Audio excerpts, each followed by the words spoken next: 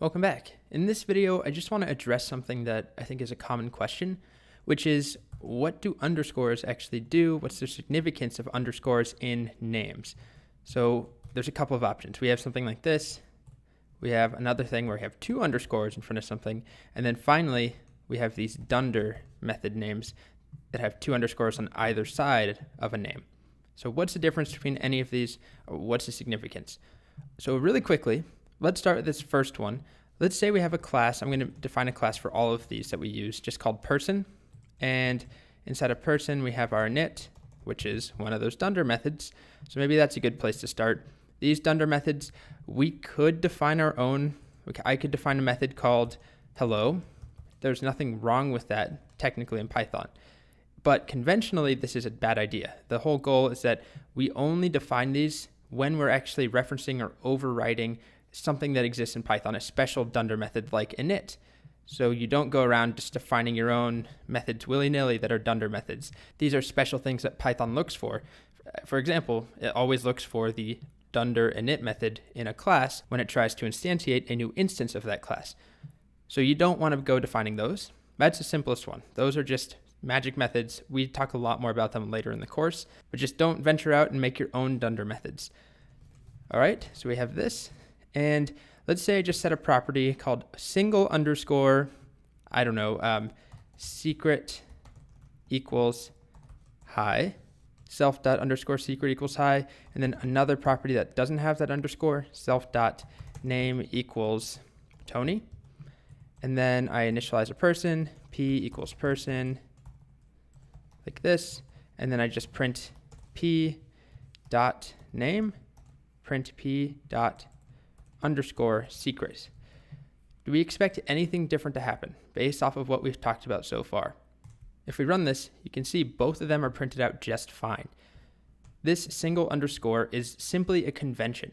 It's a way of telling developers, please, this is supposed to be a private variable or a private property or method. There's no such thing as a private attribute or a private method in Python.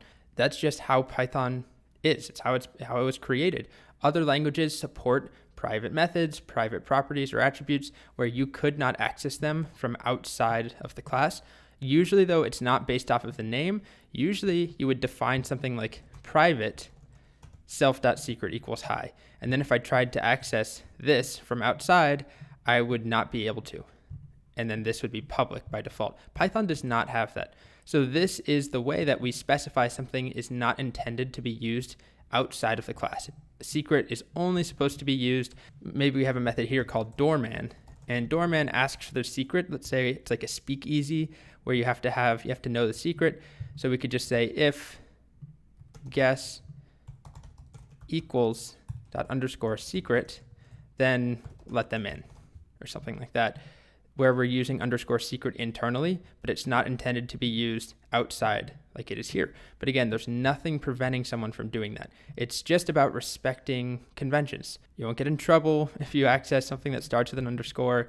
It's just a way of a developer saying this is intended for internal use versus, name you can access freely or change at will. And the final example where we have two underscores before the name of an attribute or a method and nothing afterwards, just two before. This is actually not purely conventional. This actually does something behind the scenes. And to illustrate that, I'm going to comment out this code that won't work. Let's make something in here called self.two underscores, message equals I like turtles, like this. Okay. And if I try and print that double underscore message, we actually won't be able to. Let's try it. We get attribute error. Person has no object, or person object has no attribute, double underscore message. What's happening here is something known as name mangling. So when we put two underscores before the name of a method or an attribute, Python will, behind the scenes, mangle the name or change the name of that attribute. And to see what it actually looks like, let's just do dir of p. And we'll print that and run it. Okay, so you can see what we have going on here. We have name, we have underscore secret, but there's no double underscore message. All the way up here, though, we have underscore person double underscore message.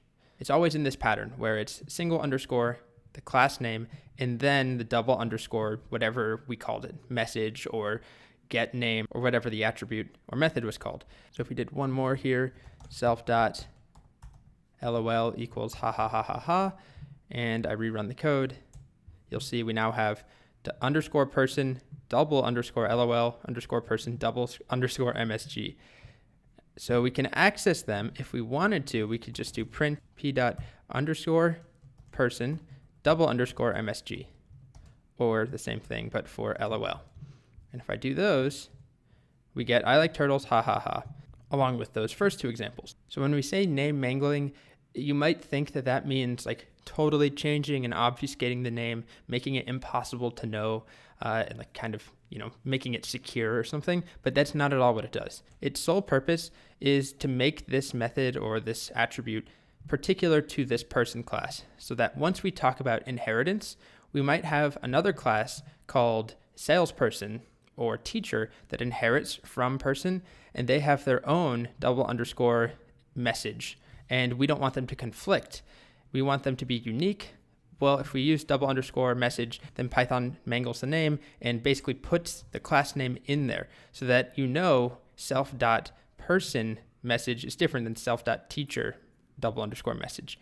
Anyway, that's not really for this video. It will make more sense when we talk about inheritance and overriding and name conflicts and all of that. I just wanted to run through all three examples. This first example, single underscore, is to signify that something is supposed to be for internal use in a class, pure convention. This second example, what we just saw, 2 underscores at the beginning, Python will actually do something. It's the only one where Python does something based off of the name and it's not a convention thing. What it actually does is that it changes the name, it's called name mangling, and it puts the class name first. But it's not hiding it or anything. It's predictable in how it behaves. And then finally, Dunder methods, 2 underscores on either side. It's a convention that you should respect. You can define your own, but you shouldn't. They're used for Python-specific methods like init that we will then define on our own, and we'll see a bunch more, things like len, what else, repr. They're all over the place. Add, we'll define our own, spend a lot of time later in the course talking about them. So don't go defining your own methods with 2 underscores before and after unless you know what you're doing and it's a particular thing in Python that you're trying to override. Okay, done with underscores.